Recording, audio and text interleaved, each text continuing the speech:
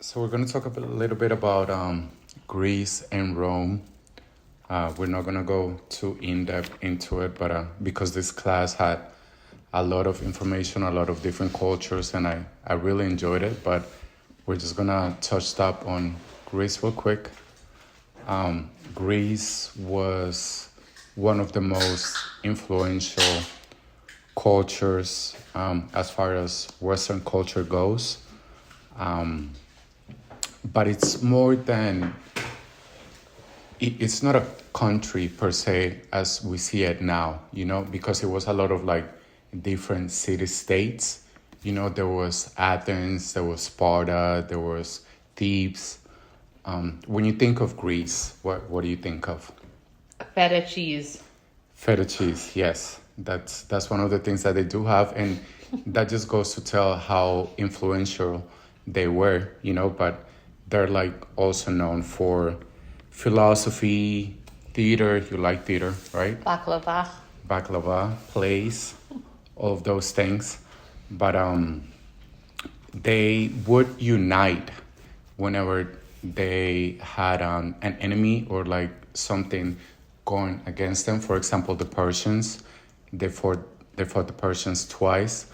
One time, actually, there's a tale about them fighting in one of the first time that they beat them. This is not a for sure fact, but there was this soldier that once they beat him, he ran all the way from Marathon all the way to Athens. And after he got there, he collapsed and he yelled, Nike, which means victory. And then he died. Therefore, like, that's what we have the term marathon right now, But like I said, there was Athens, there was Sparta. Have you heard about Sparta? Remember that movie 300? Mm-hmm. That was Spartans. And there's another tale that one of the soldiers from Cyrus, which was the Persian king, told them that they had so many soldiers that they were going to send arrows all over and they were going to cover the sky in darkness because of how many arrows. And they just said, okay, so we'll have to fight in the shade. They're also known for their philosophy. Like I told you, there's Socrates, and then there's Plato, and there's Aristotle, and they like go one after the other one. So one was the teacher, Socrates was the teacher of Plato. Plato was the teacher of Aristotle. And Socrates used to believe a lot about questioning things. For example, like, why do you think you're a good person? Why are you alive?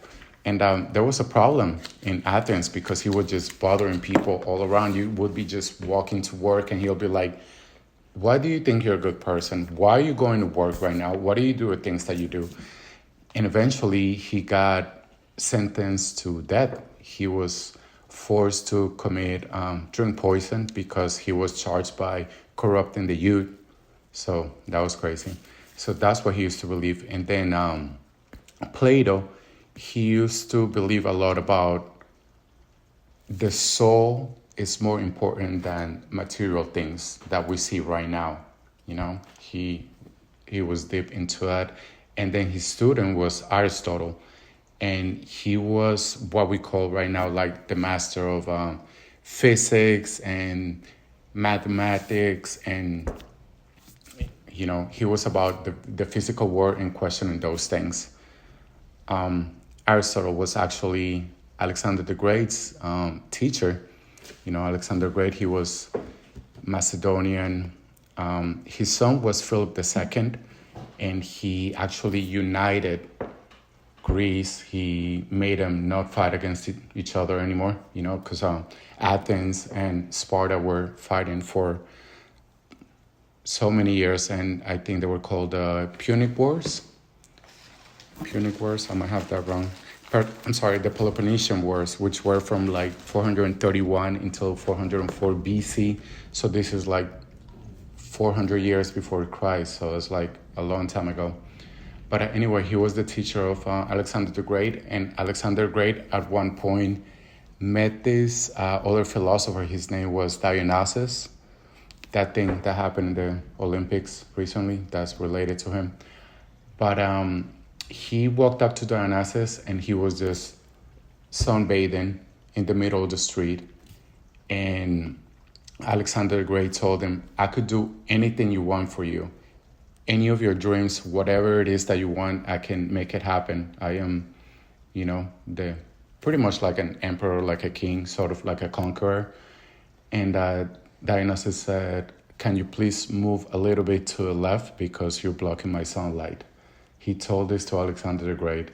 And he was like, he just laughed at it. And then he just said, if I wasn't Alexander the Great, I would like to be Dionysus. And Dionysus said, if I wasn't Dionysus, I would like to be Dionysus as well. So that just goes to tell a little bit about that mentality that the Greeks had. They developed democracy. They took a lot from other cultures, but every man that was free, because they had a lot of slaves, was able to vote and his voice was heard, so that was a little different for the times. But women in Athens, as progressive as you think Athens is right now, looking back, women couldn't vote, slaves couldn't vote, and which is in contrast to Sparta, because Sparta, it was a military state, so they the kids went into a military training at 7 years old, and then they were there until they were 30. When babies were born, if they had any type of defect, they would be killed, So, yeah, they were pretty brutal when it comes to that. But women had more rights in Sparta than they did in Athens. And Athens was run by a group, as opposed to Sparta that was run by kings, So that's pretty different. Their religion, have you ever heard about anything regarding to Greek religion at all? Like their gods were pretty much, they didn't believe in like a singular god. They believe in Athena, which was the goddess of Athens, Zeus, all those different gods. And but who are the Greeks? The Greeks are the people from two books. There was a writer, there was a writer, a poet actually, Homer. He was supposed to be a blind poet. And he wrote two books, arguably, the Odyssey and the Iliad. And in the Iliad, there's the tale of Greece fighting with Troy. And Troy is in present-day Turkey. You want to go to Turkey, right? It's the only place I want to go. Exactly.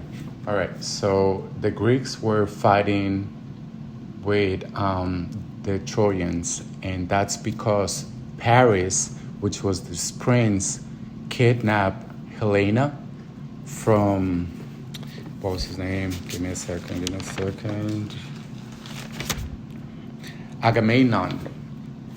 And, from Menelaus. I wrote that down.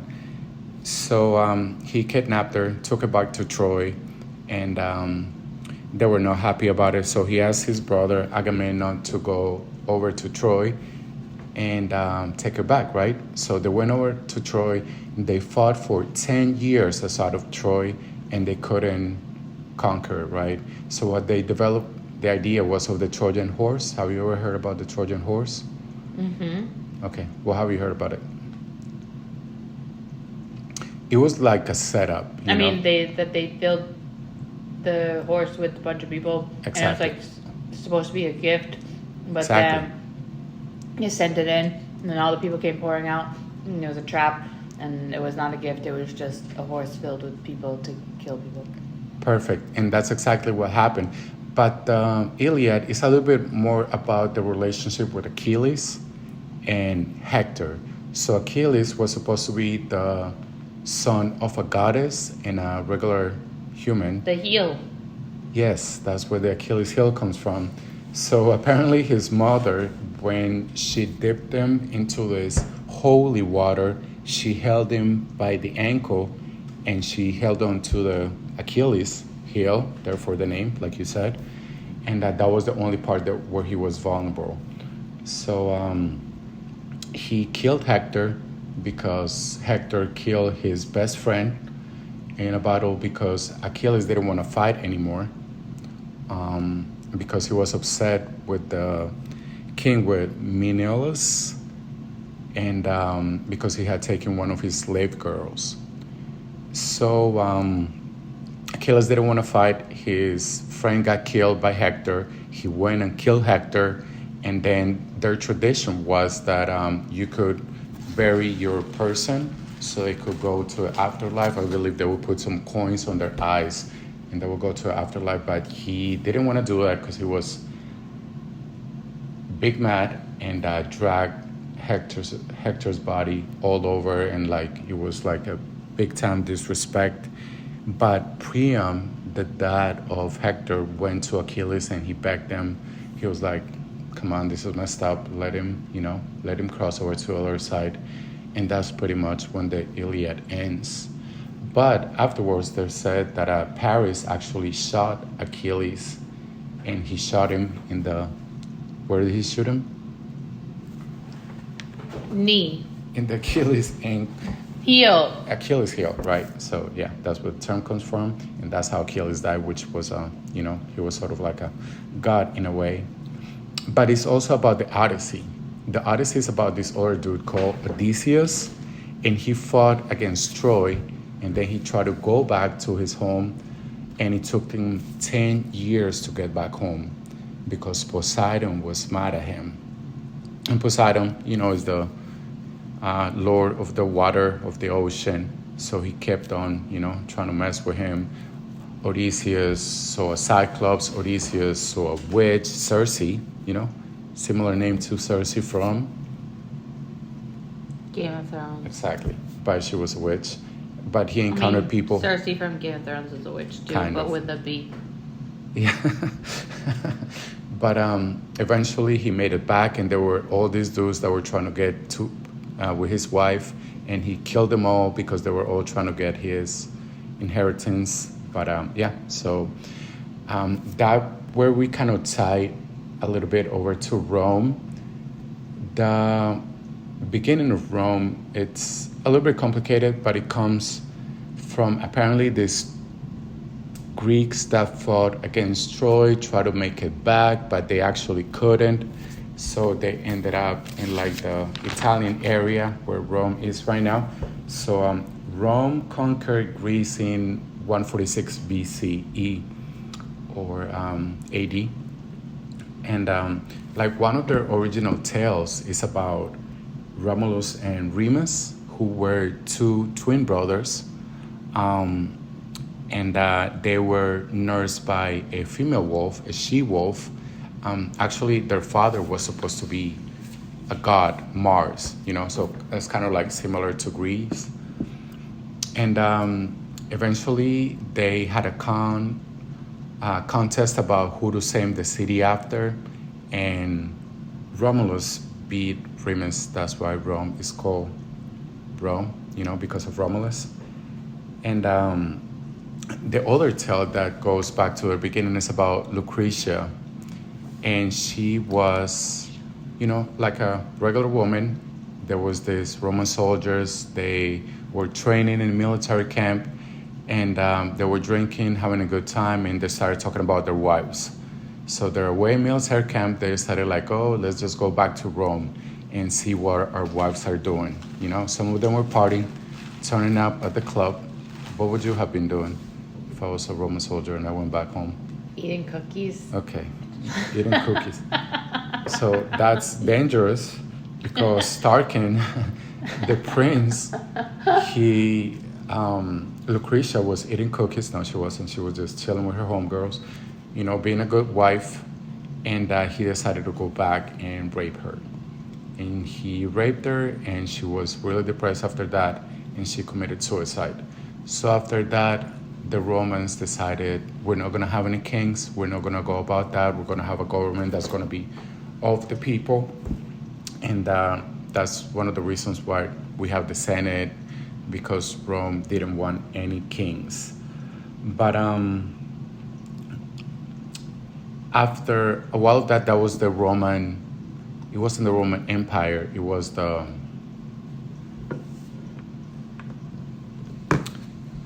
Sorry, I'm in a moment right now, but it wasn't an empire, But that all changed with Julius Caesar. You heard that name, right?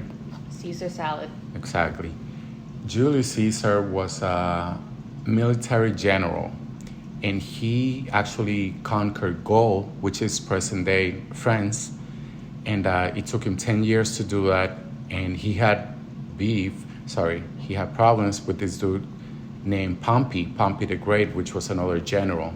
So whenever after he conquered Gaul, it took him 10 years, he went back to Rome, and he crossed the Rubicon. Have you ever heard that term, crossing the Rubicon? Mm-mm. It's supposed to mean like a point of no return. And that's because once he crossed the Rubicon, which was a river, he was actually declaring war against Rome because he was crossing with an army. So him and Pompey were fighting, had a couple fights. Pompey fled. And when Caesar caught up to him, Pompey actually went to Egypt. And Cleopatra's brother killed him. And even though Julius Caesar was fighting with Pompey, he didn't like that because Pompey was actually married to his daughter. So, and he didn't want to just to be killed by another random ruler, So, what was your favorite thing about Italy when we were over there? Pistachios. Pistachios was fun. Remember, remember chilling in the Pantheon, which is a building that's about 2,000 years old, and it actually inspired another super important building in Istanbul, the Hagia Sophia, which is a church that ended up being a mosque. And like when you think of mosque right now, the design is based on that. And it's funny because it originally started as a church. But yeah, do you remember when we were doing that food tour, the Jewish food tour? Mm-hmm. And then we were walking by this bridge, and the girl, the person that was giving us the tour, she was like, "Oh yeah, that's where Julius Caesar was killed." Mm-hmm. And I was so shook because for her it was nothing, but for me I couldn't believe that had happened over there. But anyway, Julius Caesar got killed because people fear him because he had so much power and he had the support of the armies. So they killed him, and then his adopted son, his name was Octavian. He avenged him and killed everybody that pretty much had conspired against him. And he started fighting with this guy called Mark Antony. When I say Mark Antony, what do you think? Salsa. Exactly. He's a salsa singer, and he was named after Mark Antony, the Roman general. But eventually, Octavian caught up to him, and Mark Antony has started dating Cleopatra. You know what the funny thing about Cleopatra is? That when we think about her right now, we think that she's so ancient, right? Cleopatra, the Egyptian queen, but she's actually closer to us than she is to the original building of the pyramids. So, yeah, that was, she's closer to us. And that she was actually not ethnically Egyptian. She was ethnically Greek because her ancestors came from the one of the generals from Alexander the Great. After he died, he kept Egypt. So Cleopatra is a descendant from one of his generals. And Alexander the Great is kind of funny because he's actually considered the last Persian king, because he conquered Persia, he conquered Egypt, he conquered a big area, but he assimilated into a culture. He married a Persian queen, so he's actually considered the last Persian king. So then, after all that happened, with Octavian actually became the first emperor, Augustus, they had a whole bunch of emperors. Like how great the Roman Empire was. They had an empire all the way from Scotland to Egypt, but there was a lot of corruption because Rome was made for a small city state. It was made up for like to control in a small area. So they had such a vast area. There was a lot of corruption in the small province. They were not paying taxes, and eventually, in about 410, I believe. Yeah, it was in 410. Rome got sacked by the Goths. Have you ever heard of the Goths? Just in general, any gods? Yeah. Yes. Yes, like Like with the dark makeup and stuff. what? The Goths, they sacked Rome in 410, and I believe in 476 they sacked Rome again. And the thing is that they sacked it, but they couldn't keep it because it takes a lot to keep, run a city like Rome, right? So they couldn't keep it, and it went down from there. Like when it was first sacked, the people running the government asked for the legions, for the army to come back and protect it. But once that happened, it created a weakness in all those other armies, the Vandals, all those other groups. They pretty much went into Rome, and people at the beginning, they were happy because they weren't getting taxed anymore. But they realized that you need taxes to Rome to bring the water and to run the government and to get grain, which they got from Egypt. So eventually the Roman Empire collapsed. But one of the very important emperors of Rome was Constantine. Constantine was the one that established Christianity as an actual, as the religion, because Christians were persecuted before. Remember when we were in the Colosseum? What was the part that you liked the most about the Colosseum? Nothing? It had like over 80 entrances back in the day, right? And they used to flood it too, and they used to run like ship battles and everything. And but one of the things that they used to do is that they used to kill Christians at the beginning, and it backfired with them because it actually became martyrs, and actually made a lot of people want to take Christianity. But eventually, Constantine in 313, he became a Christian. He said that he had a vision in one of his battles that he had, and he adopted Christianity for the Roman Empire, which is one of like the biggest influences that he has over the world. But he moved his capital to Constantinople, which is modern day Istanbul, and that's where you want to go. And the Roman Empire, after it collapsed, it lasted for about 1,000 years in what is called the Eastern Roman Empire, which is the capital was in, Istanbul. And they, it was Orthodox, but so it wasn't Roman Catholic per se. One of the biggest emperors that they had was Justinian and Theodora, which was just a regular girl. They said that she was a dancer, and they said she was a prostitute, but she like 100% supported Justinian. And they had some games, because it used to be kind of like Rome, gladiatorial games by the chariots, and they had some games, and Justinian had all these guys killed because they had done some bad stuff, and the people revolted, and he had like 20,000 people killed and took back control. But yeah, it was pretty bad. But Constantinople only got conquered twice, once in 1204 and once in 1453. But in 1204, it was because of the Crusades. The Crusaders, Pope Urban II decided that he wanted to take back Jerusalem.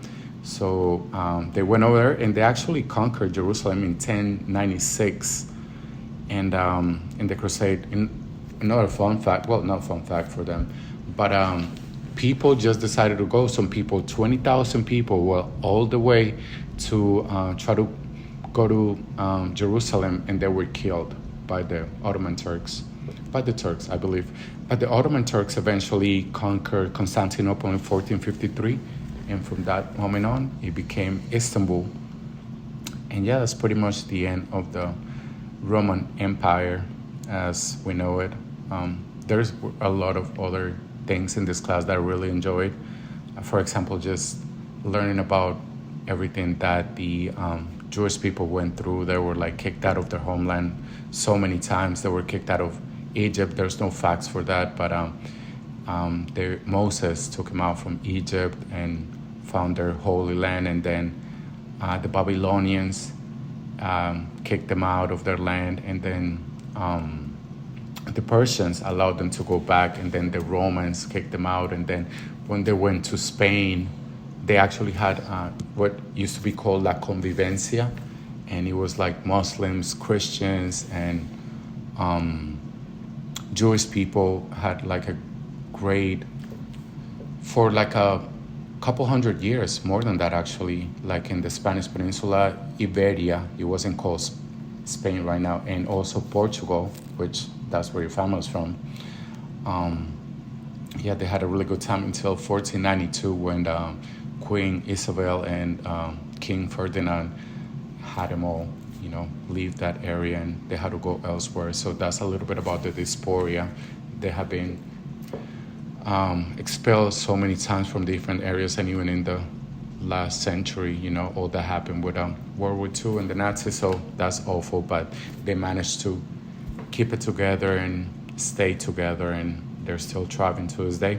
And also, like what I was just telling you about Spain, Muslim culture, they were so open, like they allowed people, Jewish, Christians, to thrive in their area. But once Isabella did all that, so yeah, that's when that happened.